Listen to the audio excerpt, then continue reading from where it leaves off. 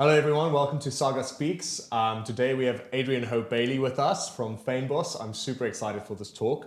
We're going to chat about money, finances and the actor, how that relationship works. And I'm so excited. I'm so excited to talk about your business that is like changing the way we think about investments in South Africa. And we'll be chatting about managing your money, as well as innovative ways we can set ourselves up for financial success in today's day and age. And I also think you want to stay until the end because we might reveal something that we've been working on together with Fynbos, some sort of benefit for our members. So stay until the end.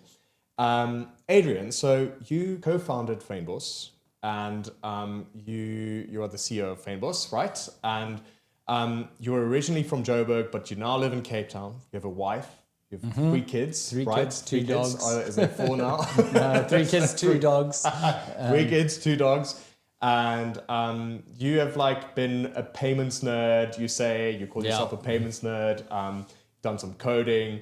And you also started your career at the University of Cape Town. Yep. You started your career at the University of Cape Town, where you co-founded a rugby website, and you might know this rugby website if you're watching, called sarugby.com, which is just like a tiny website.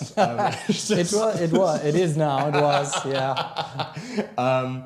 Which was one of the top 10 websites in the country at the time. And you studied your Bachelor's of Business Science in Information Systems at the University of Cape Town.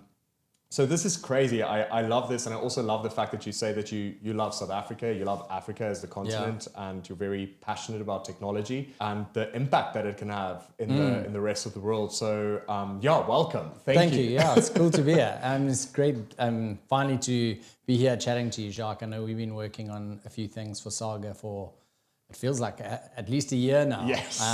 So cool to be here and in this awesome space. Yeah, thank you. Thank you so much for coming through. And I'm also glad we're finally meeting in person and not on the screen. Yes, because it's been we've call. been seeing lots of each other's digital version. So I found you on socials and I saw you popping up on socials with your Fynbos thing, and I'm a sucker for new tech and like automation and simplicity and streamlining of things. People who know me really know that about me. And when I saw what Fynbos is, I was immediately like, this is Generation Z, Generation Millennial. This is our product. Yeah. I was immediately like, yes, someone is doing this. So can you maybe touch a little bit on that? Like what is Fynbos? Like tell us a little bit about that. Yeah. I mean, let me give you so the backstory is I started the business with three co-founders originally, and then we brought on another partner more recently. But so we all actually worked together. We worked for a US business called Coil. We were the sort of part of the Cape Town office, and Coil was involved in a very different type of business. It was payments related, and we were building like micro payments. I guess for your audience in the entertainment industry, it may be interesting. We were trying to pioneer a way to pay for online content as you consumed it. So rather than ads or subscriptions, you would sort of have like a wallet with money in it, and as you watched a video or consumed an article or something, you would pay through micropayments. Coil really struggled to get that off the ground, and they actually subsequently shut down as a business a few years ago. A lot of the technology they had worked on and that we had developed is now held in a non-for-profit called the Interledger Foundation. The technology was called Interledger, like how do you interoperate between ledgers or accounts. And what we did at Fynbos is we actually left Coil to build a wallet that was going to be part of this ecosystem. So you would put money into your Fynbos wallet, and that's what you would pay micropayments. When Coil shut down, we realized we had to pivot. We had to find something else. We loved our brand that we had started to build and the name. No one really knew it in South Africa because actually we were focused outside the country. We had initially were focused on the US market. And that was just because that's where Coil were. So we were quite stoked to, launch a South African focused product under the brand of Fynbos and keep that going. We had originally chosen the name because we wanted to have a little bit of a calling card as this South African company building for the world. But what is Fynbos today? Well, you had these 4 technologists, if you want to call us that, people who really love building digital products and doing all those things you talked about. I think kindred spirits there. We love simplifying problems and thinking about how you can build products that make complicated things easier. And that was really our thesis to start with. We didn't even know what problem we were going to solve or what product. We just knew we needed to find a new one, and we wanted it to be in South Africa. And through various experiments and trying different things, we just stumbled into this one, and it was like an aha moment one day. We were like, well, this is a problem we all have. So I'm, in my mid-40s. Yeah. I'm your textbook case of someone who had a pretty successful kind of corporate career, climbing the corporate ladder, earning an increasing salary as I went along, and doing pretty well out of all of that. And then looking back at my saving and investment journey and going, oh my, not great, not bad, but really could be way better. And now that I know what I know after doing Fynbos for 2 years, just knowing how naive I was, how clueless I was at everything. And so I combined that with the fact that I had these 3 co-founders who were quite a bit younger than me, in their early 30s, much more savvy than me. They a lot of them were managing their own savings and investments, and in many instances had become the go-to guys in their community or family and friends of hey, what should I do? I'm earning my first salary. Where should I be saving it? And so they had identified the problem that there just wasn't a good product for this. There were, the industry was very advisor-led. The default for our parents' generation, and in my case as well, to some extent, was you go to a financial advisor. What do you do with your money? You get advice. And they were not into that. And I think increasingly the younger generation are not. They want to do much more stuff themselves. And so we looked at what other opportunities, what other products are out there to solve that for you. And they were all targeted at people who really already knew what they wanted to do. They had the ability to go trade shares or buy ETFs, but you needed to know what those things were before you even started. So that was the beginning. It was hey, wait a minute, there's a opportunity in the middle of all of this to build something that's right in our sweet spot as product builders of, something that users love, but solves a real problem for them, which is how do I do savings and investing and, all of these things.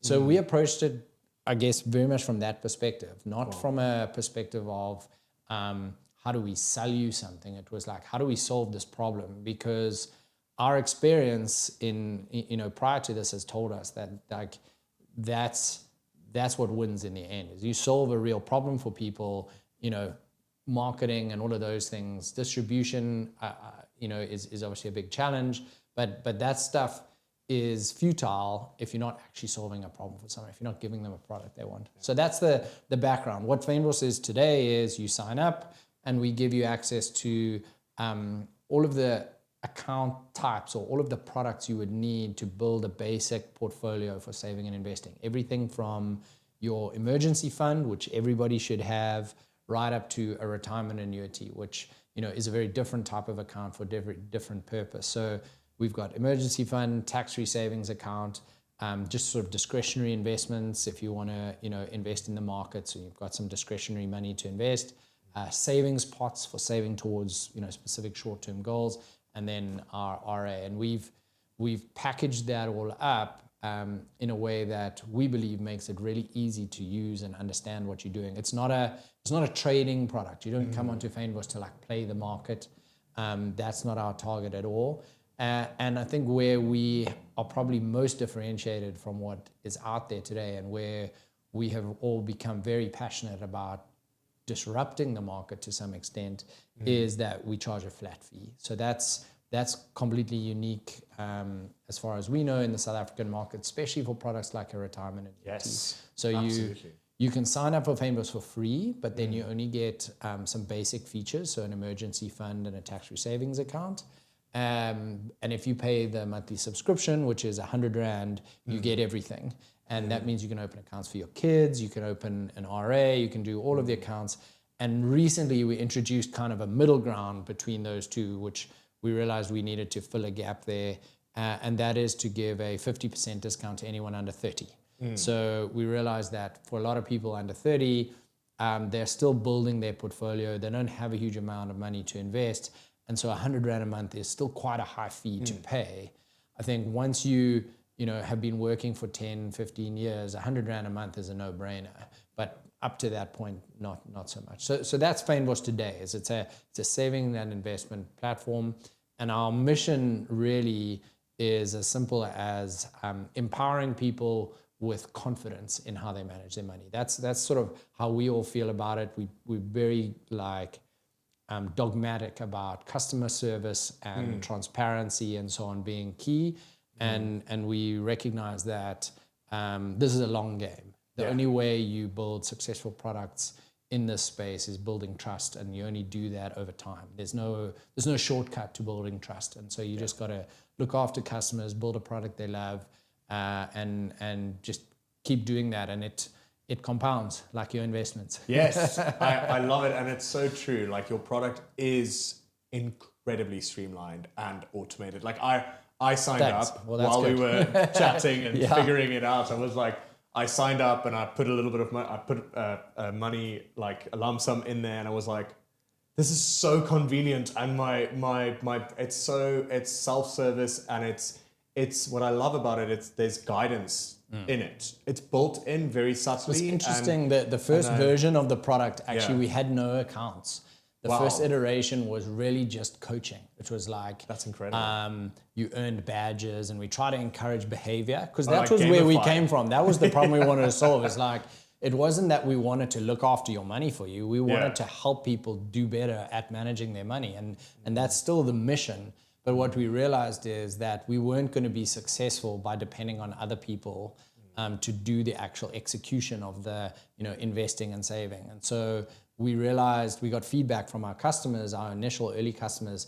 We love it. We love that we get a reminder every month to put our money in our emergency fund or whatever, but we just never do it. Can't you do it for us? And so that's what we built. So that's why that's in there, is customer feedback that people want to do the right thing with their money. Everybody wants to, but it's admin. It's like a pain in the ass, right? So people just don't get to it. So unless you help people do it for themselves, and that's one of the main lessons we try and get through on all our content and to our customers is setting up systems. Like the most effective way to save and invest is set up a system, set up something that automates all of the stuff that you find boring and that you're not going to do yourself. Yeah. So I love it because it's sort of a caveat. And you mentioned something that you had to learn a lot. You learned a lot of things when you said you made a lot of mistakes. And if you don't mind, like what were some of the greatest lessons that you learned in this journey in terms of managing your finances as a person? Because I think it will also help a lot of actors. I think too many of us just trust that the experts or the industry is got our best interests at heart, that they're just going to do the right thing by us. But there's a good reason why all of these products and all of these services out there are being advertised so heavily. They're being sold, right? There's a think about that. Like there's a reason for that. They're making lots and lots of money out of them. So I think I naively took my first job, which I guess is probably different for a lot of actors, where I had a permanent salaried position, which included a pension, and so I got put into a company pension. And, naive 25-year-old me or whatever I was said, okay, great, my retirement's sorted. Now I'm contributing to a pension. And I didn't think about anything else, any other type of saving. Didn't have an emergency fund. I didn't even know what that was until, a few years ago.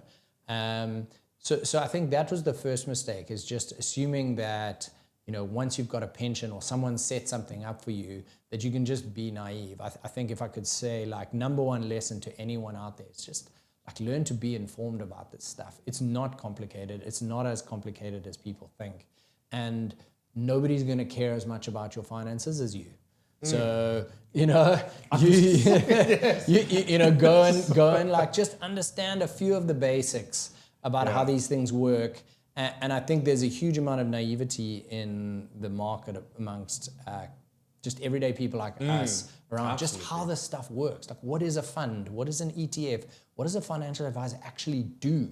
You know, I think so many people think if they go to a financial advisor, his job is to help you pick stocks. No, not at all. Like, you know, and the financial advisor's role is changing dramatically with things like AI and so on. The real value financial advisors can deliver you is going to be very different, I think, in 5 years than what it was 5 years ago. You know, so yeah, I think if we go back to your original question, first mistake I made was naively just accepting what was given to me. Yeah. And then as the years went on, I also then took on a contract role. So I was working for myself for a long time as a South African working for a US company. That was, you know, the way things got structured. So I went and set up a whole lot of stuff on my own, and naively again, just sort of got introduced to a financial advisor who was a friend of a friend, you know, charming guy, lovely guy. And I hold nothing against him. He was doing his job. But I look back now at some of the products that I'm transferring over to Fynbos from him and the fees I was paying and the underperformance of those products. But, you know, when you go, I guess the industry assumes that we're all smart enough to know, you know, if you go to a Volkswagen dealership, you know they're only going to sell you Volkswagen cars, right? If you go to a tied advisor, so an advisor who works under the brand of a specific investment house, they're only going to sell you products from that investment house. And like, it's worth understanding that there is a lot more out there, you know? So it's almost this like crazy thing, like I need a car, so I go to the first car dealership I can find. It happens to be VW, so I just end up driving VWs for the rest of my life. You know, that's not how it should work, right? And it's like when I go look for advice, I'm not looking for products. I'm looking for someone to advise me on what do I actually need for my personal circumstances. And once we figured out the plan, then let's figure out which products fit into that plan. But the industry isn't set up that way. The majority, and I'm, you know, every time I give it a, you know, say these things, I know there's a bunch of financial advisors out there getting their knives out and ready to take us on. And I mean, you're welcome, you know, come at me, that's fine. But the issue is not with those individual financial advisors. Like, there are a lot of amazing advisors out there who really do care about their clients. But the fact of the matter is, if you work within these structures that exist in the industry today, you are compromised. Like, you are either tied to a specific set of products and you can't even offer your customers other products. So then you can't tell me you're neutral. And I would challenge a lot of financial advisors to say, well, if you believe that the fee you're charging is fair, why don't you invoice your clients every month? Why does that fee have to come out of their investments sort of in a kind of opaque way that's not so obvious to them? Because most people don't know what they're actually paying. So I think those are the big things I learned now in hindsight that I had done wrong for years. And I look at, you know, one of the retirement funds I have, I left a job and moved money into a preservation fund. The performance on that fund has been barely beating inflation. So for years, I've had a pretty decent amount of money, like what I'd saved up over 3 or 4 years of working, effectively keeping up with inflation. It could be, you know, it could probably have close to, you know, 20, 30% more money in there if I had been savvy enough to know to shop around for which funds to put it in and understand the impacts of fees. And those are all pretty basic things that we just, I guess we just, as naive consumers, assume because I've got this advocate working on my behalf, I'm getting the best deal. Yeah, and we pay them commission, which is also a good question. Like, why is a fixed fee better than commission? Like, so it's I mean, from our side, the fee that we charge replaces what's often called your admin or your platform fee. So I mean, we've talked about the mistakes I made. I think for educational reasons, let me give a high level of how the industry works. Most of the time, you're going to engage with an advisor. You don't have to. You can do a lot yourself. But you start by engaging with an advisor. Then the advisor is going to use a platform. So often that would be, a platform that's available for people to go direct, or it's more set up specifically for independent advisors, or it's an internal platform for a tied advisor. And that platform, what it does is it handles the sort of administrative side of investing. You've given an advisor some money. What happens to that money? They go away. Firstly, they should sit with you and pick which products that money needs to get invested in and set up a plan going forward of where your money goes. But they go away and use a platform to then invest that money directly into things like shares or ETFs or unit trusts. And those are funds, ETF or a unit trust. So it's basically just a pool of money that has a fund manager sitting on top of it, deciding how to allocate those funds to invest in things, and you own a share of the proceeds. That's kind of a very simplistic idea of a mutual fund. Historically in South Africa, we used to often call those unit trusts, but a version of that now is, instead of that being a unit trust that you buy units directly from the asset manager, an ETF just a version of that that's listed on a stock exchange. It's an ETF literally stands for exchange traded fund. So it's roughly the same thing, but you can buy shares of it on the stock exchange as opposed to buying units from the asset manager. So those are like the building blocks of almost all of this stuff. Is you've got these asset managers managing a big pool of money, and as a sort of general case, you've got two versions. You've got what they call actively managed. So you've got an asset manager whose job it is to pick shares and decide what to invest in. And they'll have a mandate, so they'll have sort of rough guidance on what they should be doing. Or you have passive funds, which are the funds that just follow a set of rules. And generally they track what's called an index. So an index is just a list of companies on an exchange or multiple exchanges with some sort of weightings of which ones are bigger or smaller. And an example of an index is the S&P 500. That's an index. So everyone thinks, I want to invest in the S&P 500. You're not actually investing in the index. What you're doing is you're investing in a passive fund, so a fund that doesn't have an active manager, where that fund takes all of the pooled money and automatically invests it in all the companies on the index according to their weighting. And as the index changes, the investments change, or as the value of the companies change, it automatically moves the money around. So there's no person being paid to do that. The result is the fund is cheaper. So the costs in that fund tend to be much cheaper. Yeah. And so that's why often you'll hear a lot of people will say, if you're investing for the long term, and this is certainly would be how I would do it, if you're investing long term, for example, in my kids' tax-free savings accounts, this is what I've done. Passive fund with a lot of equity, so a lot of shares as opposed to things like bonds and so on. And it's that really, really low fee that's going to make a huge impact over the long term. So back to the structure, you've kind of got all these funds that people are putting money in, but you don't get to put your money in directly. Most people don't do that. They'll go through an advisor, or at least through a platform, advisor then a platform. And often what the platforms offer as well is wrappers. So special products that have like tax advantages, like an RA or a TFSA. So if you put your money into a fund and you take that out, you'll pay tax on any gains you've had. And that's just normal discretionary investing. If you put it in through one of these tax wrappers, one of these special accounts, there's different rules that'll start to apply. So your tax-free savings account has a limit in terms of how much you can put in, but everything you take out is tax-free. Yeah. All growth, everything tax-free. An RA, you can deduct what you put in against your taxable income. So it reduces some of the tax you pay today, which if you're in a high tax bracket is great. So I think thinking about your actors, RAs are great because they're much more ad hoc than, let's say, a traditional pension.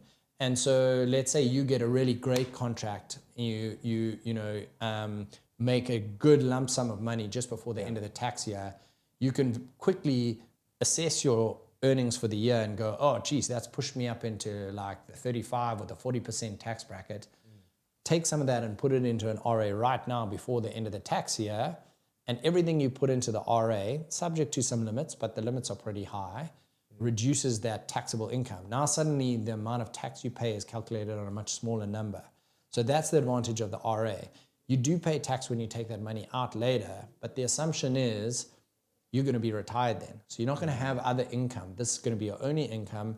And so it'll be much lower. You'll be in a lower tax bracket. The other advantage is it's protected from creditors. So money in your RA can't be taken away by someone that you owe money to, a creditor. You know, if you get into financial trouble, that money is safe. It's protected from there. So and is that not the same with tax-free as well? Tax-free is not protected from creditors, no. So that's kind of the, if we sort of go back to what I was originally trying to explain, is you've got yourself and then the advisors, then the platform, and then you've got all these products which generally wrap funds. So it's kind of a hierarchy there. Yeah, and it can get a bit more complicated. There's all sorts of lovely things the industry have introduced in the middle to add extra fees, like DFMs and model portfolios and multi-managers and so on, which we don't need to get into. Yeah, and the more layers, the more fees. And that's kind of brings us back to the original question of why a flat fee versus percentage. Yes. The percentage fee starts at the fund. So most funds will charge a percentage, fund managers will charge a percentage. And I think what everybody else in the value chain realized, easiest way to get paid is just tack on a percentage to that. So you put some money into an RA that goes into, let's say, a fund, Signia Skeleton 70 fund. Now, Signia are charging their fee for administering that fund, but then whichever platform you use to put it in, could be Signia, could be another, plus the advisor who helped you get it in there, everyone else just adding another little percentage. Yeah. And so if the Signia Skeleton fund fee is, let's say it's 80 basis points, you might be paying 1.5% by the time you get to the end. Whereas with us, the flat fee is very transparent about you pay 100 Rand a month for this piece. And that's where we would love to see the industry go, is that, advisor, I get advice from an advisor, I see them for 3 hours, I pay them for 3 hours, that's the fee. I use a platform, it delivers me the same value irrespective of whether I put 1 million Rand or 10 million Rand or 100 Rand in, so I pay that fee. The funds, I would love us to be able to get to a point where there's some flat fee funds, but that's probably a harder one because there's a strong incentive there around, the performance of the fund increases what the fund manager earns. So their incentives are a little bit better aligned. I just don't see how, for a platform, for example, like ours, why incentives work better if you are paying us a percentage of what you invested. Exactly. Now my motivation as a platform is just to get you to put as much money in. If you're paying me the same amount every month, irrespective of how much you put in, my incentive is just to keep you as a customer. That means doing best by you, whatever that means. So we started the business with that mindset, and I think that's worth, for everyone's sort of sake, looking out for when you're in the industry. And now that you know about it, it's something you'll see is, how are financial products being charged? And I think the more savvy consumers get, the more sneaky product providers get, because you'll see now all sorts of very complicated products that, we charge you a very high fee, but don't worry, we'll give you a big payout later. But if you actually do the maths and you say, how much money would I have had later? It's a lot more than they're going to promise you in the lump sum payout. Yeah. But it seems like a lot because the fee was small. The issue is not the fee itself. The issue is the growth you missed out on because of the fee. Because of it. Yeah, because of the commission. Like if you have 1 million, now all of a sudden it's 1% of that million and not just 100 Rand per month. A really nice way to think about percentage fees is we get deceived into thinking 0.5% is small or 1% is small. Yeah. But it's not one. Think of that 1% as coming off your growth. We'd all be very happy, I think, to be getting 10% growth a year. That's not too shabby, right? I mean, depends what your goals are and what type of investment. But let's say you're aiming for 10% growth a year. If you pay a 1% fee, that's 10% of your growth that's going in fees. It's not 1%, it's 10% of your growth. So that compounded over time, it can be huge, actually. You leave it, if that's your retirement savings, they're in there for a long time. By the time you retire, that could be 20, 30, 40% of your retirement was lost due to fees. Yeah, I love this. I think that drives the point really home in terms of like what your platform is versus also like what you generally traditionally get. And it actually blew my mind because I've never thought of it like that.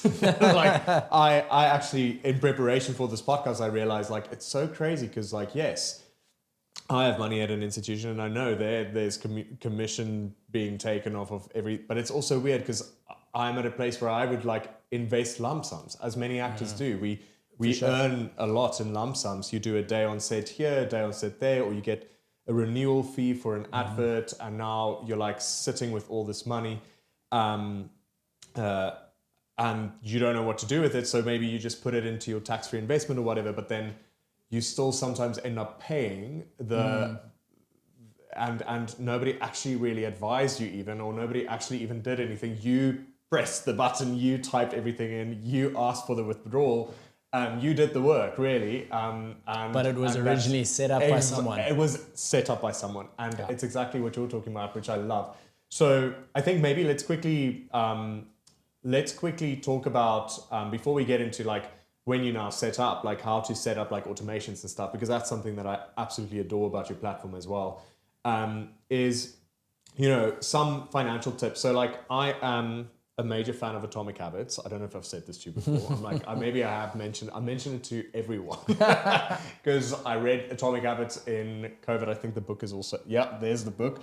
I read it in COVID and it changed my life as an actor, but also in terms of finances and everything. I was like, everything needs to be at an atomic level changed, and then we can actually change something for the better in the long run. And so think like, what are some habits that you think like a freelancer can implement in their life, like the tiniest of habit that you can start doing as an actor to have better financial management?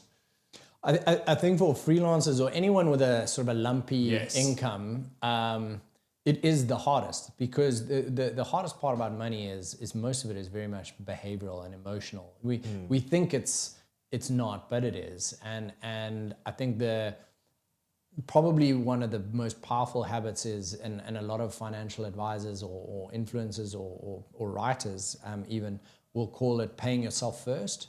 And so as soon as you have any income, don't go and pay for your day-to-days and pay for a whole lot of things and treat yourself and then see what's left. Start by taking some aside and paying yourself, paying future you first, and then based on what's left, now you can guilt-free do what you like with the rest of that money. So sort of referencing what I mentioned about the RA, same could be said for any investment account. I think a really good habit would be anytime you do get some income, immediately try and set aside as much as you can into an investment. And I think if you've got your investment accounts well structured, that shouldn't feel like risky. So we always push people to set up an emergency fund first. That is like the cornerstone of your whole personal financial sort of portfolio. And it can feel frustrating because you've got this money and you want to invest it, and an emergency fund by definition isn't going to give you huge returns. It's going to be something like a money market fund that's going to return maybe just above inflation, but it's money that's easily accessible and that is not going to lose any value. You need to depend on the fact that that's like your rainy day fund. I mean, by definition, that's what it is. So I would say get into a habit of making sure you continue contributing to that. I think it's really hard as freelancers, people with an uneven income, to be sort of dogmatic about it and say, I'm going to have, I think the sort of the rule of thumb advice is 12 months income if you have an unpredictable income. I'm like, who can realistically save 12 months of income, So I think the key should be just keep putting a little bit into that, and then be dogmatic about, if you use it, replace it first before you start putting money anywhere else. And every time you get some income, split it up and put some into your emergency fund and the rest into something long term. But the goal of that emergency fund is you don't have to ever tap into that long term. Like, your planning has only failed if you find that you now have to cash out long term stuff, because by its nature, the long term stuff only works if it is long term. And it's mostly to do with the fact that long-term stuff, you will invest in things like equities or those kinds of underlying products, which are quite volatile. So their value goes up and down and up and down. But historically, we know that they will do better than just a fixed interest product over a long enough period of time. So if you don't give them that time, you have the risk that you take money out of them at a bad time. And COVID was a great example. I think there's been a few instances where people got caught with a loss of income or a sudden need to pay money. So it's, have a car crash or a medical emergency, and you have to cash out your investments. Or even worse, go into debt. That's worst case scenario, because that just sets you back massively in terms of your long-term planning and long-term saving. So I would say, as a first rule, like, sit down every time you get some money in. Maybe give yourself a savings ratio you want to stick to. Every time I get money, I'm going to put 20% aside or 10%. Pick a number that works for you. I mean, everybody's different. And then challenge yourself to increase that every time. So the first lump sum you get, you put aside 10% and you split it half emergency fund, half into an RA or a TFSA or something. And then the next time around, you say, no, I'm going to do 12%. And when you put that money aside, pick what your target's going to be next time. Yeah. Say the next time it's going to be 14 or 13. And I think if you keep doing that, it'll feel painful at the time, and you'll go, I really wanted to go out on that fancy holiday or whatever to treat myself. But, by the time the next lump sum comes around, you're going to look back and you're going to go and put your money in your account and you go, wow, actually, like, that sat and grew, and I'm actually making a meaningful sort of dent in building this, nest egg for my retirement. I love that, because I think it drives this point home. I think with actors, and what I've experienced when we talk about this, and it's very interesting, because like, I studied BCom law, I didn't really experience this, but like, when we chat to one another, there's a lot of shame attached, and I think it's a lot of like freelancers, and I think humans in general they have this shame attached with money.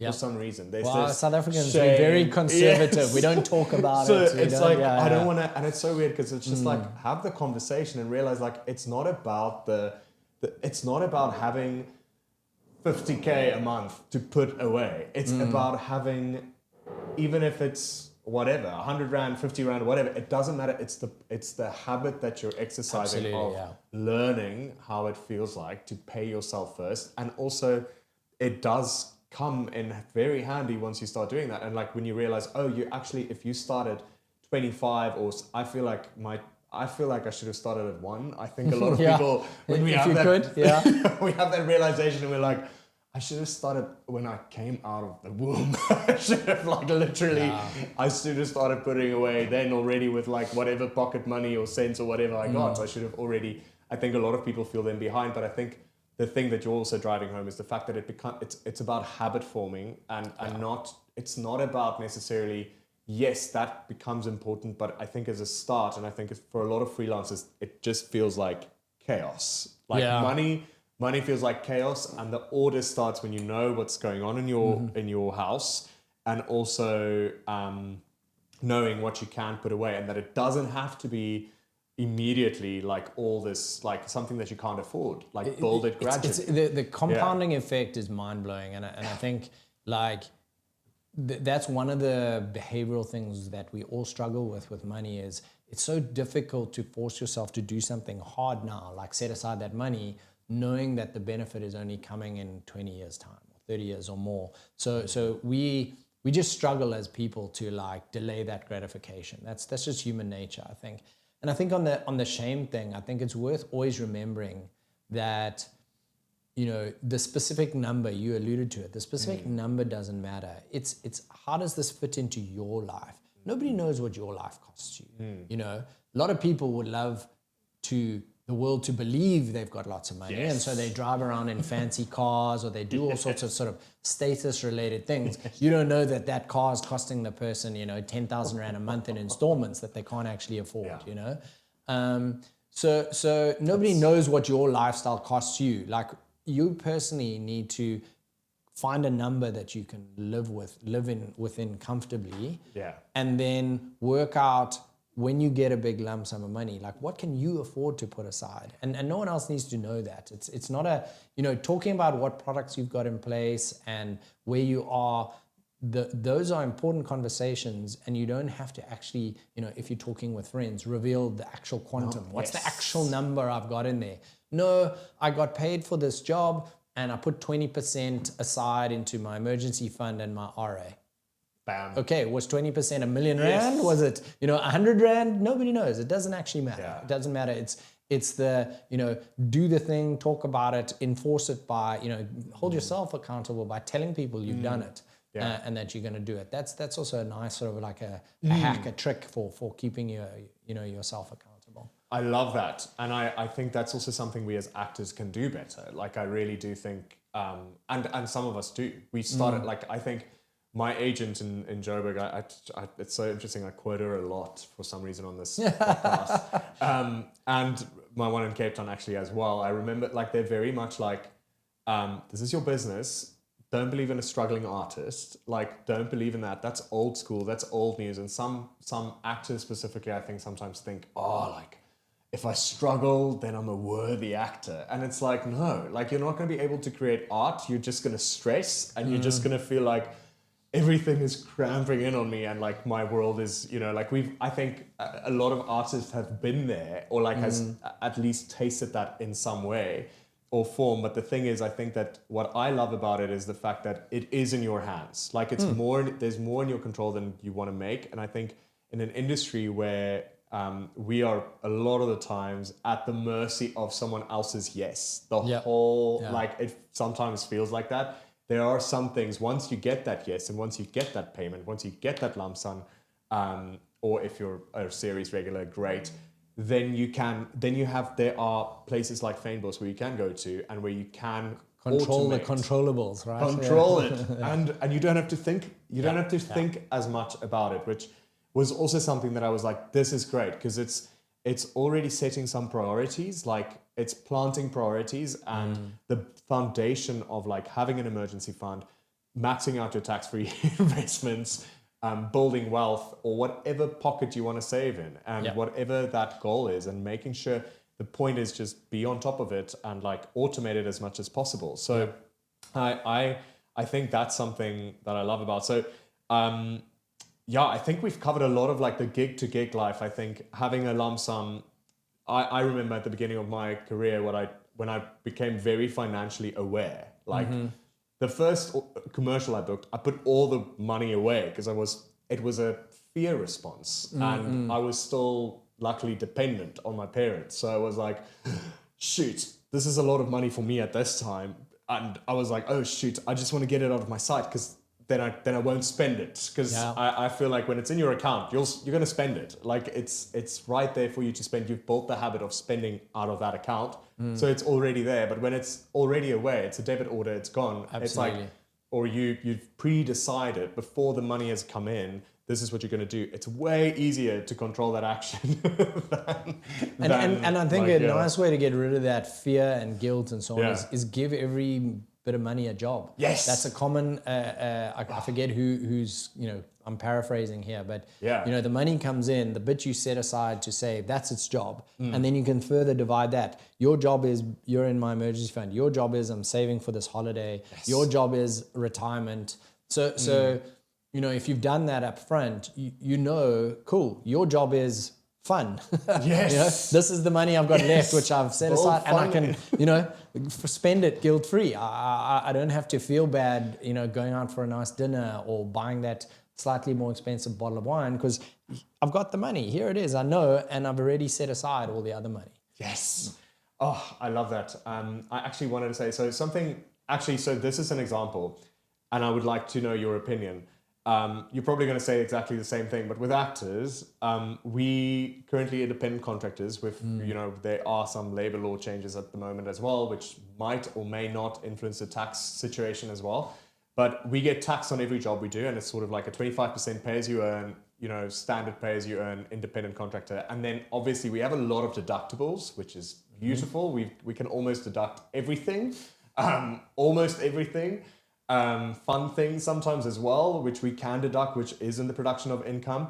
And then we get this beautiful lump sum of tax money back. Would you say your tax one refund. should, yes, your beautiful tax refund, your, what would you say, would you say this is spending money, or would you say, okay, well, do the same with that as well? Like, I think... No, I would do exactly the same with that as well. Okay. I mean, So I mean, look, it depends. It depends on your situation. I Yeah. guess there's probably a handful of people out there who have planned for that money. Yes. They've looked ahead. They know that they've had tax deducted, that they're going to get refunded. They know that money's coming. They've given it a job ahead of time. But I think if you're not that, Excel savvy, certainly wouldn't be me. Yeah. And you get that refund, you don't know how much it's going to be until it comes. Yeah. I would do exactly the same thing. I would say, great, I got this refund. Let me, if possible, set aside the bulk of it for long-term saving, because, if it's money I wasn't sure I was ever going to get, then I can probably live without it, right? So I would set the bulk of it aside, and a tax-free savings account is a great option for that, because you'll get that refund sort of around middle of the year. Let me think now. Yeah, either way, and so you can get it in before the end of the tax year, and alternatively, RAs, other options, and I want to come back again. I meant to say this earlier. There is definitely it is definitely worth getting professional advice on how to do some of this stuff. I don't want to say that we should all be doing all of this ourselves.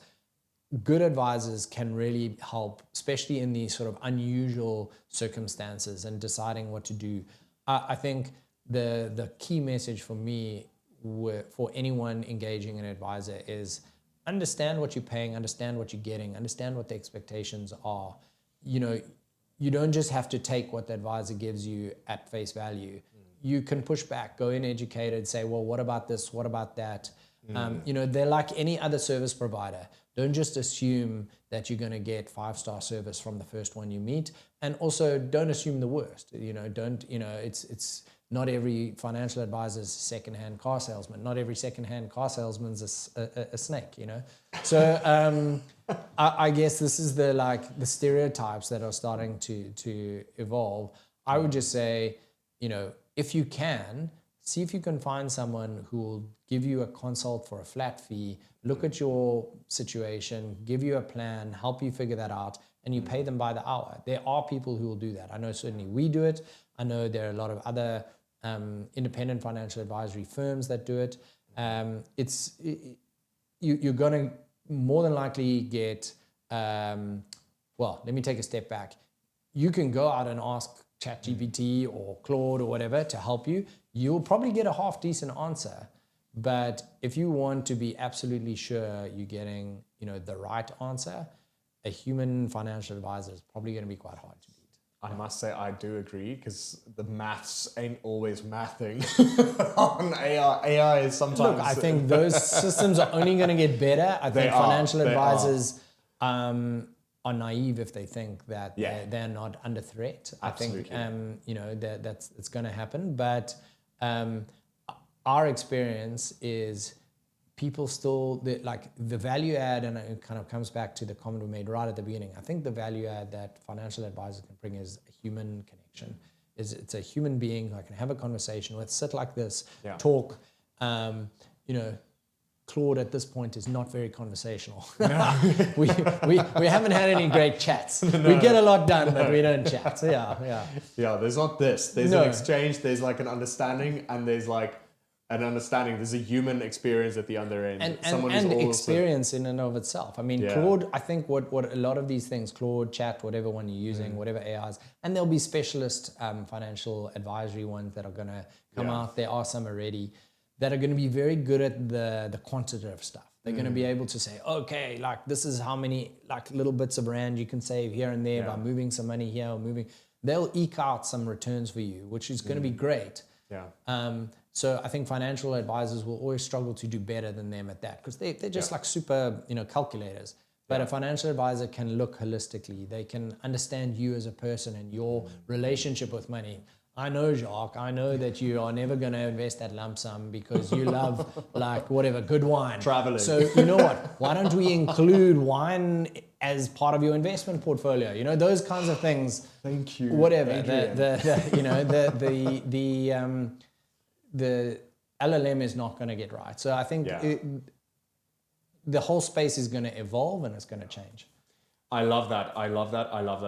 Thank you. Thank you so much for that. So I think let's quickly talk about like how the system works. So, okay, cool. I am a human. I go on Fynbos, I sign up, and then what happens?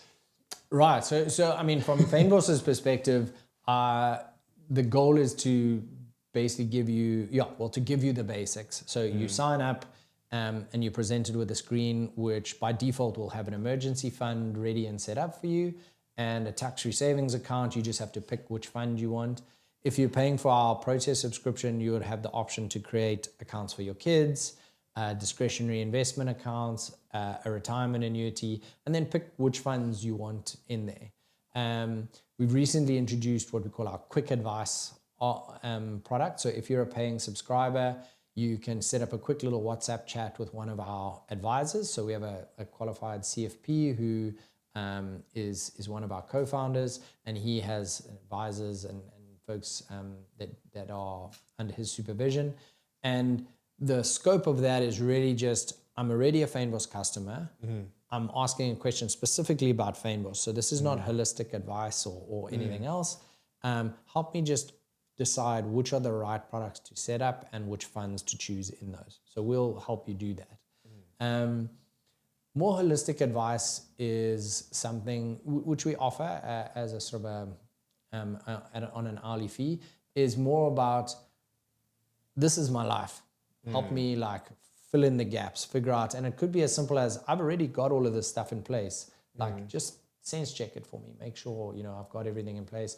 Because there's a lot that we don't do. We don't do any risk products. So an important part of financial planning and your like making sure your finances are in order is also covering your risks. Things like life insurance, dread disease insurance, income protection, short-term insurance, medical, all of those kinds of things.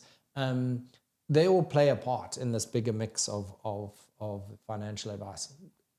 Worrying about your estate and your will and all of those things. So we can advise on all of that stuff. So for us, the sort of advisory service will be the same as a lot of other advisory services, and it's independent of the product.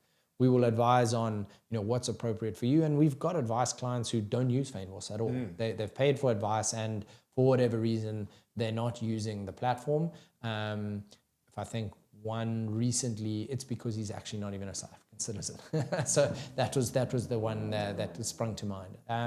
But we can advise you on risk products and so on, and that's what an advisor should do. Any advisor. So you don't have to come to Fynbos. You can go to any advisor. I would just encourage people to, as I said, understand what you're getting for the service and paying for, and have a plan. It's really valuable to have that plan. If you do use Fynbos to execute the savings and investment piece, then yes, you sign up, you set up the accounts you want, you set up the funds that you want in those accounts.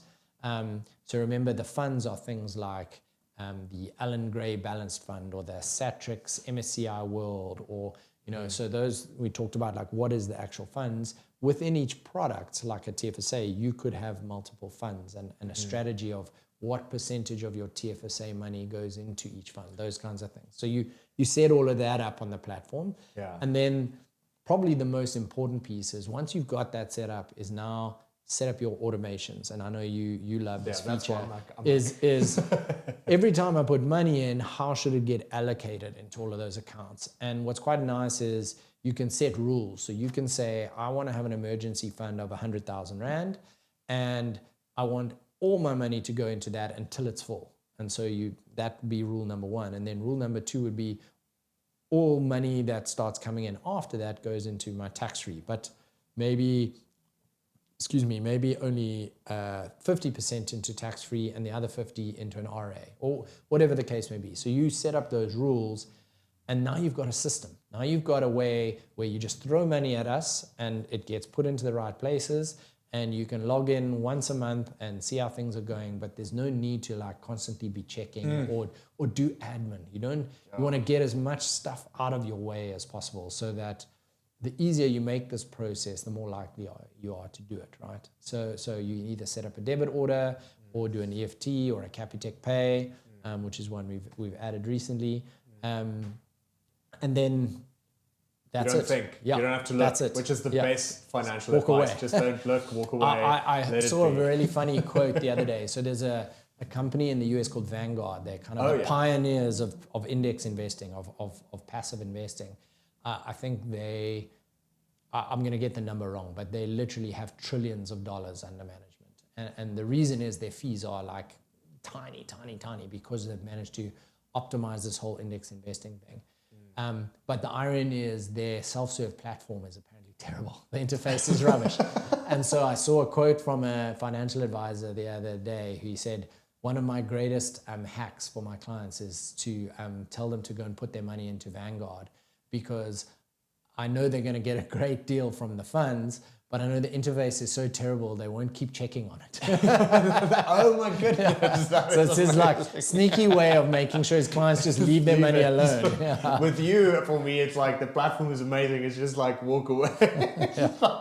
That's incredible. I love that. I love the fact that you can set the rules and you can walk away and sort of after advice. And I also think it's also worth mentioning, like even if you're doing it with lump sums, that's the case. Yeah. Like you set the target, you set the percentages.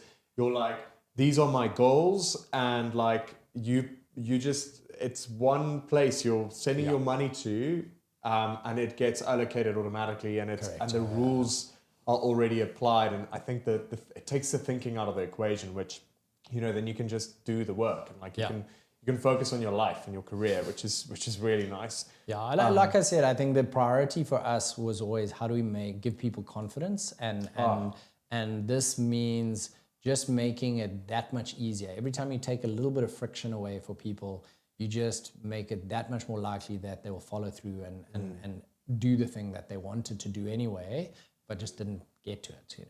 Yeah, I saw your values. I was like, it was so cool when I saw this. I was like, it's what? Quality, simplicity, honesty, and audacity. And I was like, hell yeah. We needed a bit of audacity to take on this industry, but that's an important one of them. Yeah, thank you for doing it. And I think as well, like with actors and freelancers in general, we're in such a gig economy right now, and find it very interesting that we as Saga has seen that more and more, like there are like these institutions popping up trying to cater for freelancers because they're realizing now it's a thing. But there was a time where the discrimination, or like I don't see it as discrimination. I more see it like as there was a perceived barrier of entry because people didn't understand, like, what do you mean you don't earn a salary? And now it's such a norm. And a product like this, I think, is really great for a freelancer. And I think I think we can get to the beautiful reveal, which is that Fynbos has decided to offer our Saga members a 50% discount as well. Absolutely. Which is such a great win for us. So well, thank you, Jacques, for coming to us with this idea, and we're very excited to be supporting freelancers and people who need a product like this, probably more than anyone else. So very excited. I know you're going to share all the details about how your members can take advantage. Yes.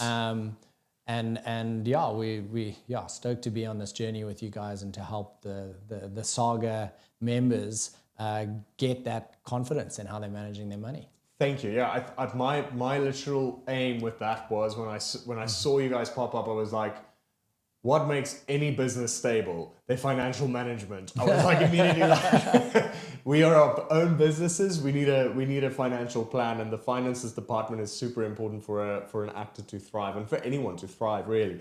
It's so funny. We're actors. We're always like us as actors, but it's actually every single person.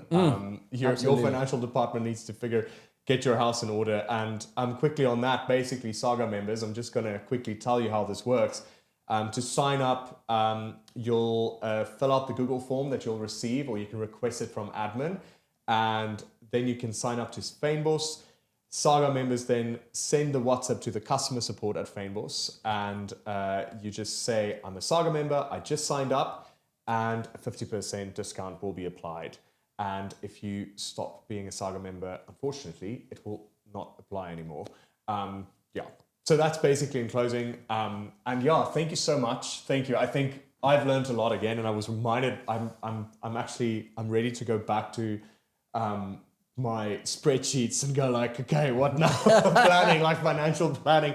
I feel like inspired. I think you really made it fun as well, and I think it's what Fynbos also I think does also with interacting, because I really wanted to interact with the platform before, like we also introduced it to the members. I was like, what I love about it, it's like the growth is such a positive feeling when it's there. Like when it says this increased with your investment increased with this amount, and it's like tangible and you can see how much, and it's like, it's very, it's gamified. It's a positive experience. It's a get a good relationship with your money experience, and it's not like this tied anxiety and shame and like scary, like I'm scared of looking at these. That's great to hear. Thanks, Jock. Yeah. And I mean, I'm excited to get your members on board and get their feedback. And like I said early on, for us, the thing that's driven how the product has evolved and what we do with it is feedback from customers, feedback from users.